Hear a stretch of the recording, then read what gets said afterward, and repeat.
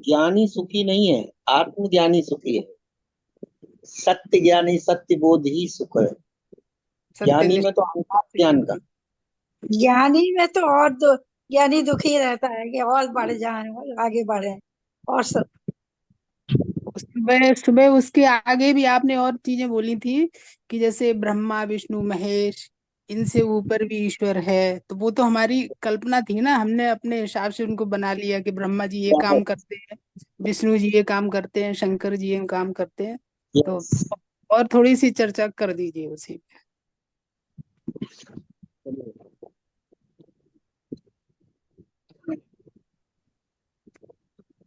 जो अपने आप को आत्मा समझता है, अद्वैत समझता है, एक रूप एक भाव समझता है, तो आपको शिकायत होगी क्यों, डर होगा क्योंकि जब एक ही है,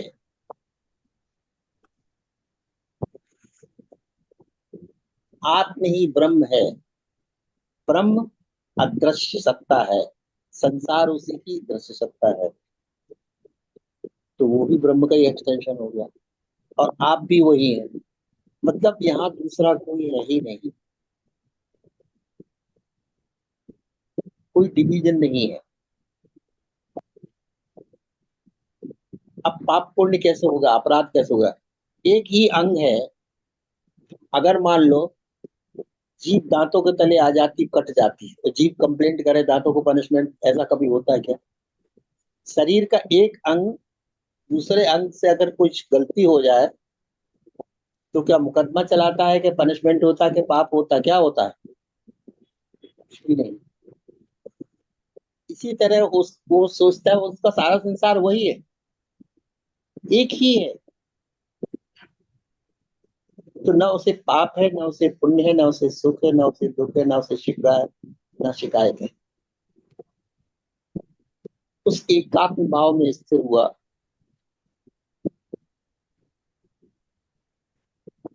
वो बस इसीलिए खुश रहता कि कहीं कुछ उसे करना नहीं, कहीं जाना नहीं, किसी में लिप्त होता नहीं, निराकार आकार में लिप्त होता नहीं। इसलिए निराकार को संग दोष नहीं लगता। दो आकार मिल सकते हैं, दो आकार कितने भिन्न हो उनका मिलन संभव है, और संग दोष लगना संभव है, एक का दोष दूसरे में ट्रांसफर हो जाएगा, लेकिन एक निराकार और दूसरा आकार संग दोष नहीं लगेगा। मैंने एग्जाम्पल दिया, जैसे धुआं पूरा आकाश को आच्छादित कर देता है, या बारिश के दिनों में बादल पूरे आसमान को आच्छादित कर लेता है, तो हमें लगता है कि आसमान ढक गया, या आसमान धुएं से गंदा हो गया, प्रभावित हो गया, है ना? तो धुएं का दोष आकाश में लग गया, लेकिन ऐसा कभी होता नहीं। धुएं का दोष आकाश को इसलिए नहीं लगता कि धुआं तो दृश्य है, आकार है, लेकिन आकाश तो निराकार है, इसलिए आकार का दोष निराकार पर कभी जाता नहीं है। और तुम्हारा आकार है मन, विचार, भावनाएं, पाप पुण्य, ये आकारवत है। बाहर स्थूल आकार है, मन के सूक्ष्म आकार, इनके गलत होने पे भी, इनके दूषित होने पे भी आत्मा में दोष नहीं लगता इनका। आत्मा हमेशा पवित्र है। इसलिए कोई कहे कि अगर मन इफेक्टेड है, चिंतित है, प्रभावित है, दुखी, तो क्या आत्मा दुखी हो सकती? नहीं। बस यही सबसे बड़ा सूत्र समझ लें। कल भी हमने ये बात कही कि मन दुखी हो सकता है, मन चिंतित हो सकता है, क्योंकि मन ने चिंता बाहर पकड़ी, दुख बाहर पकड़ा, किसी आकार के साथ, किसी अपेक्षित परिणाम के न होने के कारण वो दुखी हो गया, चिंतित हो गया, क्योंकि आकार दोष इसको लग गया। लेकिन चेतना निराकार है, और निराकार होने के कारण मन का दोष ट्रांसफर नहीं होता चेतना में। तो मन कितना भी अपवित्र हो, चेतना कभी अपवित्र हो नहीं सकती, क्योंकि वो निराकार। जहां मृत्यु की पहुंच ना हो, वो अपवित्रता वहां कैसे पहुंच सकती? मृत्यु भी जहां नहीं पहुंचती चेतना तो वो है, जिसे मिटाया नहीं जा सकता चेतना वो है, जो जन्म नहीं लेती चेतना वो है।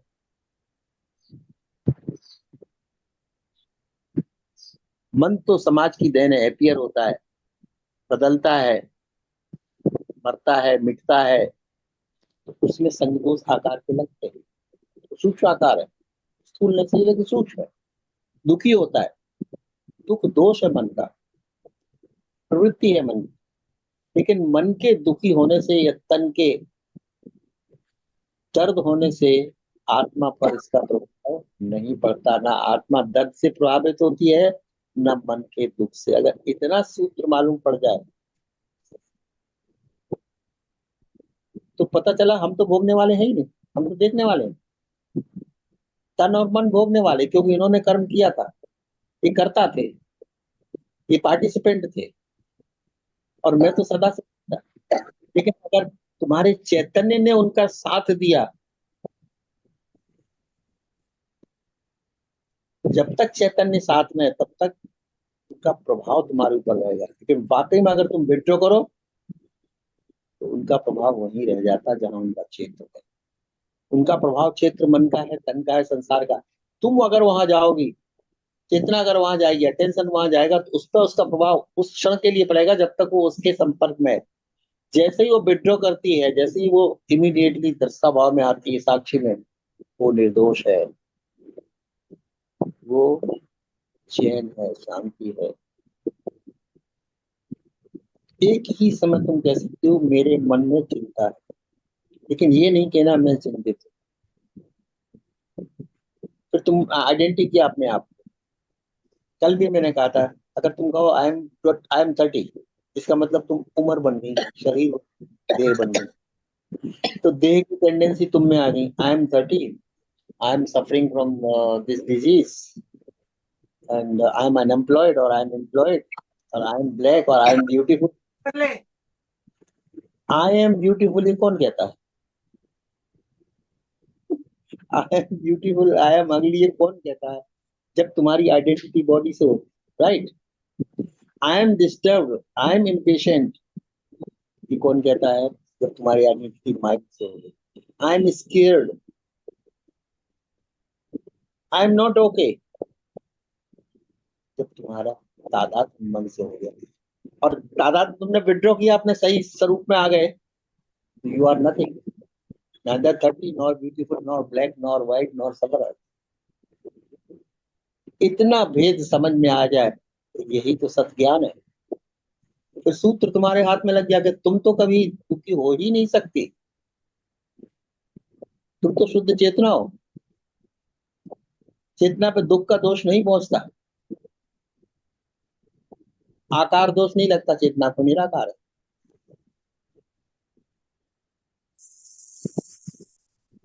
क्या फिर भी तुम अभी कह पाओगे कि हम दुखी हैं? तुम तभी कहोगे जब तुम मन बन जाओगे, है ना? मैं डिस्टर्ब हूँ, कब? जब तुम मन हो। जब तुम चेतना हो, डिस्टर्बेंस को देखने वाली होगी। Now you are not the suffer, you are the observer, you are the witness. मन सफर कर रहा होगा, तन को पीड़ा रही होगी, बट आप दोनों के साक्षी हैं।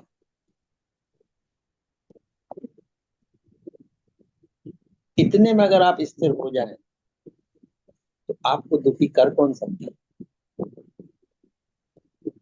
कोई संभावना ही नहीं है चेतना के दुखी होने की, चेतना के डिस्टर्ब होने की संभावना ही नहीं है, चेतना के अशांत होने की संभावना ही नहीं। ये शब्द कहना कि मैं डिस्टर्ब हूँ, मैं अशांत हूँ, मैं चिंतित हूँ, मैं वरीड हूँ, मैं भयभीत हूँ, ये भाषा तो मन की है।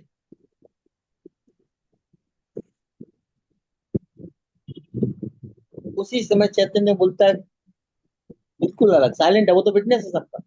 हो सकता है मन वरीड हो सकता है मन चिंतित हो, क्योंकि मन की कुछ कल्पनाएं थी, उसके कुछ कृत्य थे, वो कर्ता भाव से किया था, उसकी कर्ता पूरी नहीं हुई, आशाएं पूरी नहीं हुई। वो द्वैत से खेल रहा था, वो लाभ चाह रहा था, हानि मिल गई। वो जीत चाह रहा था, हार मिल गई। वो अच्छा चाह रहा था, बुरा हो गया।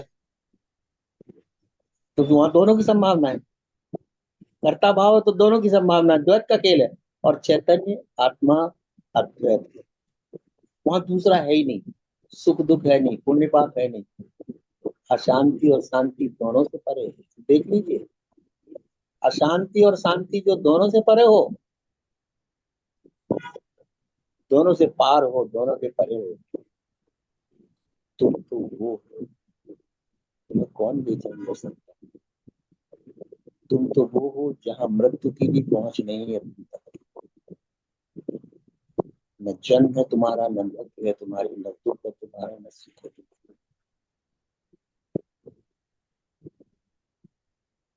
लेकिन इन सबको देखते हुए तुम गुजरते हो संसार से, इन सब के साक्षी तुम जरूर हो, इन सब के विटनेस तुम जरूर। संसार सफर कर रहा होगा, हो सकता है देह सफर कर रही, हो सकता है आकार है, मन भी सफर कर रहा हो सकता है मन अशांत हो, क्योंकि शांत रहना और अशांत रहना दोनों ही मन की गुणवत्ता है।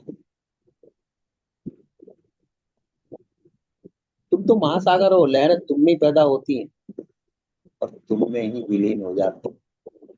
सागर न पैदा होता है न विलीन। लहरें पैदा हुई, चंचल हुई, बड़ी, घटी, छोटी, बड़ी, और वहां विलीन हो गई, वापस सागर में। घी कम।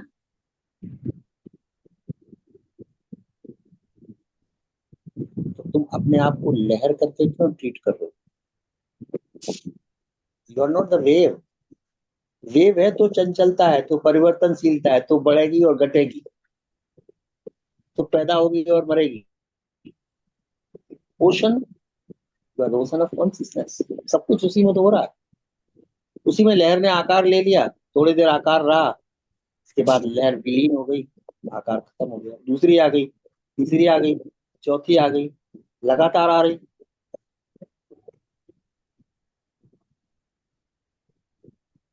But you are not that, you are the ocean of consciousness. ये बात हम रोज सिखाते। तुम संसार में कोई दुख नहीं सकता, और इसके लिए मैंने उदाहरण दिया था तो ऊपर से।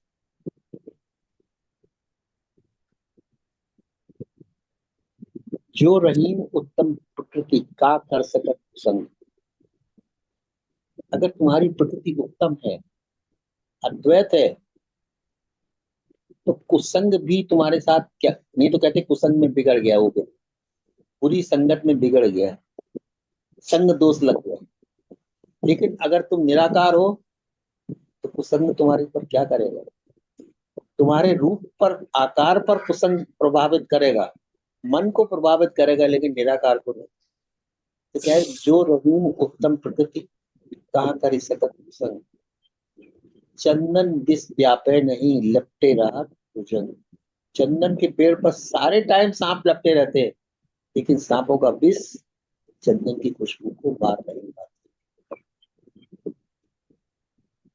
लपटे रहने दो। चंदन के लिए सर्पों का लपेटना कुसंग है, लेकिन वो कुसंग भी उसका कुछ बिगाड़ नहीं पाता। वो विष जो इंसान की जान ले सकता है, उस वृक्ष का कुछ नहीं बिगाड़ता। तो तुम ये ना समझ लेना कि हमारा संग दोष लग गया, हमारा, हम इसके साथ थे, उसके साथ थे, उसकी कंपनी में थे, उसी हमारा बेटा ये बेटी इसकी कंपनी में थे इसलिए बिगड़ गया। नहीं, बेटा बेटी अगर आकार रूप है तो इफेक्ट पड़ेगा संग का, कुसंग का। लेकिन बेटा बेटी में भी समझ गया, जब माँ बाप ने समझ नहीं तो बेचारे बेटा बेटी को क्यों दोस्तों।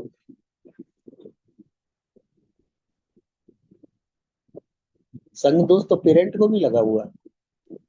संग दोष तो हर व्यक्ति को लगता है जो आकार समझता अपने आप।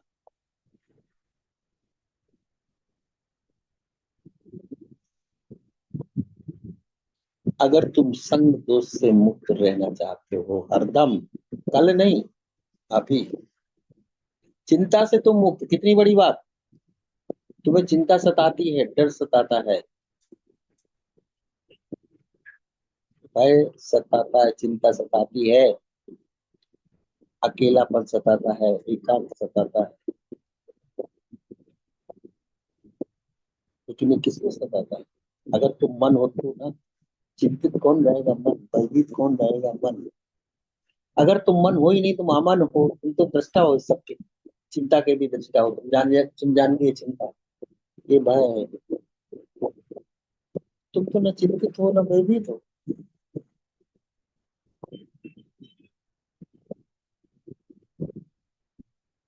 एक ऐसा रामबाण है, एक ऐसी औषधि है जो तुम्हें सब रोगों से मुक्त कर देती है, खासकर भव रोगों से। कल क्या होगा, कल मृत्यु आने वाली हर एक की, फ्यूचर में मृत्यु है। ये भव रोग कहते हैं, मृत्यु भव रोग है। अनिश्चितता, कल पता नहीं क्या हो जाए, व्यापार में घाटा हो जाए, नौकरी चली जाए, कोई होनी अनहोनी हो जाए, तो हम कहाँ रहेंगे, कहाँ जाएंगे। जरा धन इकट्ठा करो, जरा संबंध ठीक बना के रखो, जरा व्यवस्था संभाल के रखना, पता नहीं कल कौन सी एडवर्सिटी आ जाए, कौन सी मुसीबत आ जाए।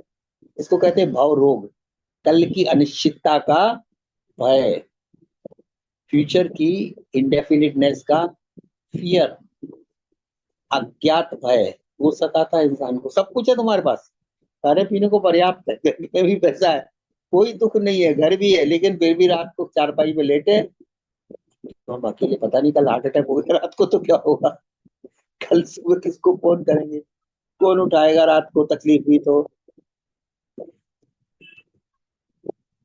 बेटा बेटी तो छोड़ के सब उड़ गए, विदेश चले गए, अब क्या करें, पड़ोसियों को पकड़े, इमरजेंसी में किसको पकड़े, किसी को पकड़ने की जरूरत नहीं। कोई सहारा साथ नहीं देता, एक सहारा राम का, जो प्रभु के सहारे है वही, वो इसी का बेड़ा पार हो। संसारिक सहारे शायद साथ नहीं देते। आकार, सब लोग का एक्सपीरियंस है ये, सब लोग इस बात को जानते, फिर भी सहारा पकड़ते, फिर भी सहारा पकड़ते।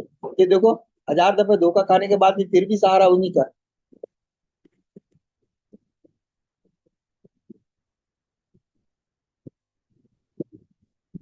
क्योंकि बार बार तुम्हें भाव भाव का रोग, कल का अनिश्चितता का रोग सता एक झटका मार देता है। फलाने की देखो ऐसा हुआ, वो उसकी ऐसी डेथ हो गई, वो ऐसा ही है, पता नहीं कल हमारा क्या होगा। तो बिल्कुल अकेले, और थोड़ी प्रॉब्लम भी है, थोड़ी डायबिटीज भी है, थोड़ी कोलेस्ट्रॉल भी है, पता नहीं कब कल क्या हो जाए, बड़े डरे डरे से। ये डरा डरा मन है, तुम नहीं हो। तुम्हें लगता है तुम डरे, तब तुम मन बन जाते हो। तन और मन का जो होना, वो डेस्टिनी लिखी जा चुकी, तुम्हारा भय उसे मिटा नहीं सकता, बदल नहीं सकता। अगर तुम बदल नहीं सकते जिस चीज को, उससे डरे क्यों। जो बदला ना जा सके, जो मिटाया ना जा सके, उससे डर कैसा।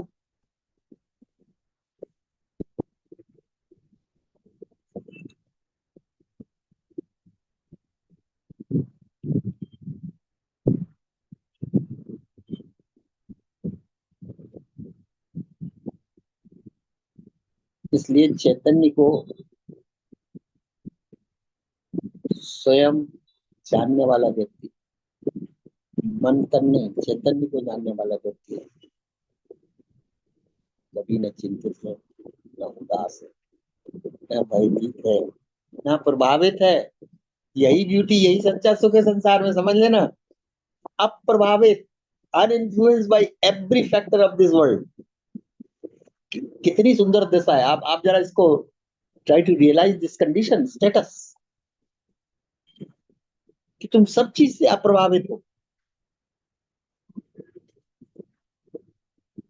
और ये मैं तुम्हें अप्रभावित नहीं कर रहा हूँ, ये तुम्हारा आत्मज्ञान तुम्हें अप्रभावित कर रहा है, सत्य ज्ञान तुम्हें अप्रभावित कर रहा है। तो कहता तुम कहाँ भूले पड़े हो, तुम तो शेर हो, तुम भेड़ के साथ 10 15 20 साल क्या रह लिए, तुम भेड़ बन गए, भेड़ की तरह निमियाने लगे, भेड़ की तरह तुम बिहेवियर कर लिया।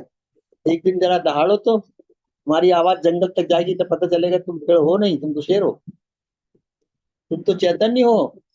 कहाँ मन मन के निमिया रहे हो, किससे डरे हो। निमियाना का मतलब डरे डरे जी रहे, किससे डरे डरे जी रहे, क्यों डरे डरे जी रहे, और डर के क्या, मृत्यु निकल जाएगी। डर के तुम्हें कोई माफी दे देगा?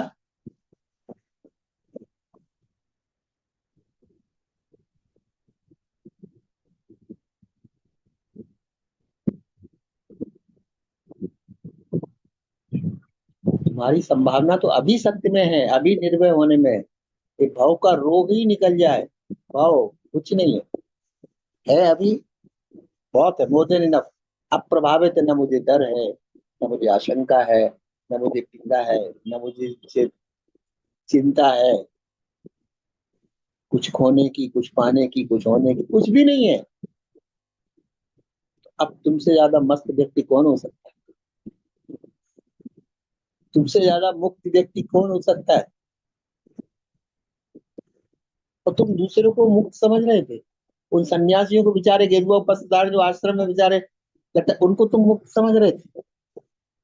या बड़े बड़े 1008 एक पर ये फलाने के गिरी महाराज और ये, इनको तुम मुक्त समझ रहे थे?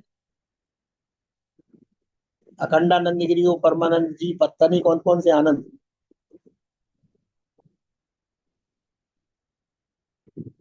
नहीं, मुक्त तुम हो और अभी हो, अभी हो, यही हो। और ये भी समझना, मैंने तुम्हें मुक्त नहीं किया है, तुम मुक्त हो पहले ही से। भ्रमित होके तुम अपने को आकार मान लिया, भ्रमित होके तुमने संसार, द्वैत,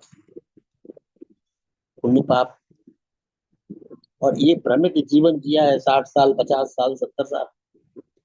और उसी का परिणाम है कि तुम चिंतित रहते हो, डरे डरे रहते हो, तुम आश्वासित नहीं रहते। आश्वासन नहीं है कोई तुम्हारे साथ, परमात्मा है, इतना बड़ा आश्वासन है। आश्वस्तता नहीं है तुम्हारे अंदर। तुमसे कोई कहते don't worry, I am there with you, I am here with you, just don't worry, leave everything to me. अब क्या करोगे? वो कहता सर्वधर्मान परित्याज्य मामेकम शरणम व्रज, अहम तो सर्व पापेभ्य मोक्षयिष्यामि मा शुचा। तुम सब मेरे ऊपर छोड़ दो ना, समर्पण करो सब कुछ, मैं सब पापों से तुम्हें मुक्त करता हूँ। अगर तुम सर्वांगीण समर्पण कर दो तो अर्जुन, मैं तुम्हें सब पापों से मुक्त करता हूँ।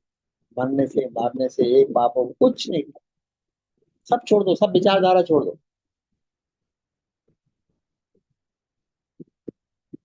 ये सब विचारधारा ही तो बंधन है। Drop everything.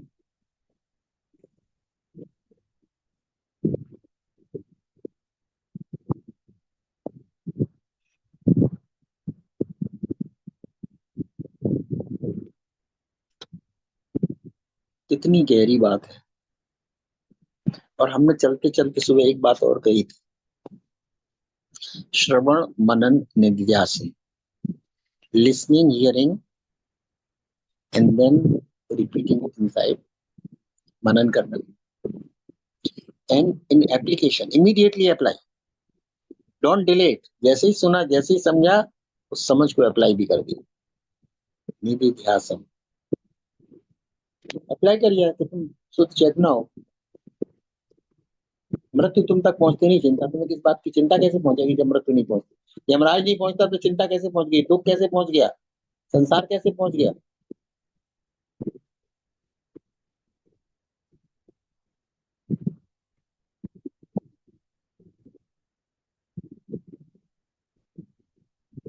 तुम्हारी तो सुबह जो यात्रा होती है दिन की, कर्ता भोक्ता से दृष्टा में और दृष्टा से साक्षी, साक्षी से आप,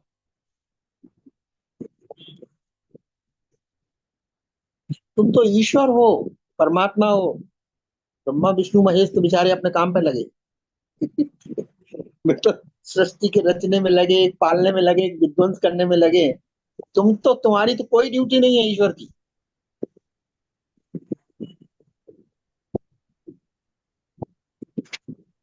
बोले तुम्हें मालूम, क्योंकि इंद्र तो हमेशा डरा है, इंद्र को हमेशा चिंता है, क्योंकि चिंता, लालसा,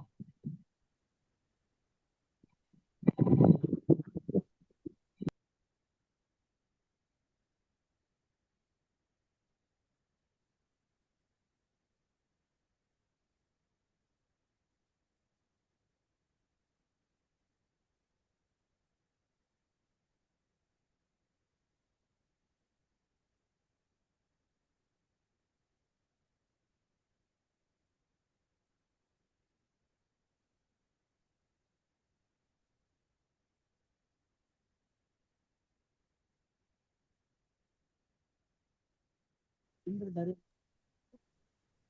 तो चाह पर सर आधारित। आवाज नहीं आ रही है आपकी। कहाँ चली गई? साइलेंस तो हुई हाँ नहीं, अभी कहाँ? आई। आ गई। अब आ रही नहीं, अब आ रही है। आ गई, आवाज आ गई सर। आ रही है? Yes very sir. Good, very good, thank you. तो इंद्र भी डरे हुए, सब देवता डरे हुए, क्योंकि वो इच्छा पे जी रहे, पुण्य पे जी रहे, स्वर्ग को जी रहे। पता नहीं उनका कब स्वर्ग छिन जाए, इंद्र की कब कुर्सी छिन जाए, कौन तपस्वी आ जाए। तुम्हें किस बात का डर? तुम तो ईश्वर से डायरेक्ट हो, देवताओं का तो बीच में से चक्कर ही उठ गया। तभी हम कहते देवता भी मनुष्य योनि को तड़पते हैं, क्योंकि मुक्ति मनुष्य योनि में ही है। देव योनि मुक्त नहीं है, देव योनि भटकती है प्रेतों की तरह, एक दुखों के कारण भटक रही है, एक सुखों के कारण भटक रही। दोनों योनियां, प्रेत योनियां वो भी भटक रही और देव योनि वो भी भटक रही है। मुक्त होने की संभावना तो तुम में। अच्छा, अगर मुक्त होने की संभावना तो तुम क्यों डरे हुए हो? क्यों उदास क्यों है? तुम्हारा तो कॉन्टेक्ट सीधे ईश्वर के साथ है, और तुम्हारा ईश्वर कहीं बाहर जाना नहीं, अंदर ही है। शिफ्टिंग है, कर्ता भोक्ता से, दृष्टा दृष्टा से, साक्षी साक्षी से, आत्मा और परमात्मा। जहां तुम्हारा अटेंशन जिसके साथ, उसी की गुणवत्ता आ गई तुम्हारे।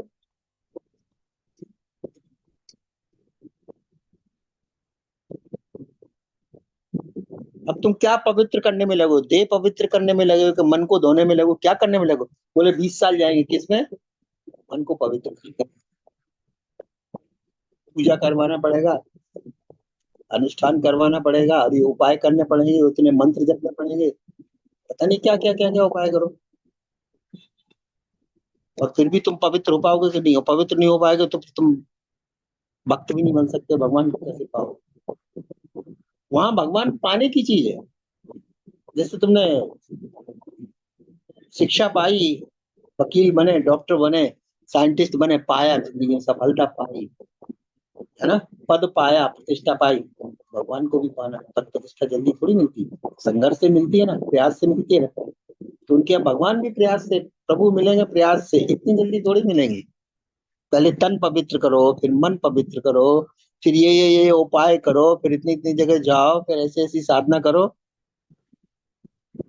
जो ये कह रहे बात, जरा उनसे पूछो तुमको भगवान मिलेगा? जरा तुमको मिले इतना ही बता दो, हमें मिलेंगे कि नहीं, ये तो हमारी बात की बात है। और तुमको मिले तो बता देना, तब तुम्हारी दशा कैसी थी और भगवान की दशा क्या थी, तो हम समझ जाएंगे। तो फिर हम भी उपाय करें, नहीं तो 20 साल अपनी जिंदगी के बर्बाद क्यों करें भाई? अगर तुम्हें नहीं मिला 20 साल में, तो हम अपनी जिंदगी बर्बाद क्यों करें 20 साल?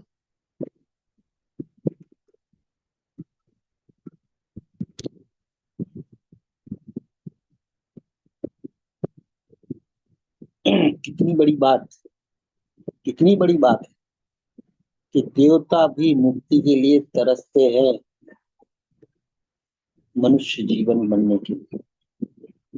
प्रेत आत्माएं तो भटकती इसलिए क्योंकि उन्हें जन्म चाहिए भोग के लिए, और देवता भोग से तंग आ गए। वो तंग आ गए, लटके हजारों साल से आसमान में। अगर तुम्हें हमें हजारों साल से भोग करने को मिला, तो भोग भी रोग बन जाते, दुख बन जाता। तो वो दुखी है, क्योंकि भोग ही बंधन बन गए।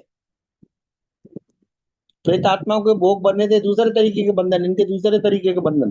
दोनों चाहते हैं जीवन मिले मनुष्य का, इसे कहते प्रेत आत्मा उसके अंदर आ गई, दिव्य आत्मा उनके अंदर आ गई।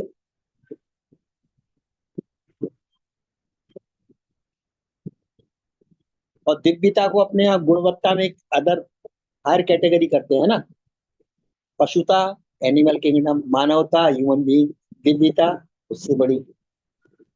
लेकिन ये मानवता ऐसी है जो दिव्यता को भी पार जाती है। एक क्षमता मानवता में है, जो नीचे गिरे तो पशुता से नीचे गिरे, और अगर ऊपर उठे तो दिव्यता से भी ऊपर उठे।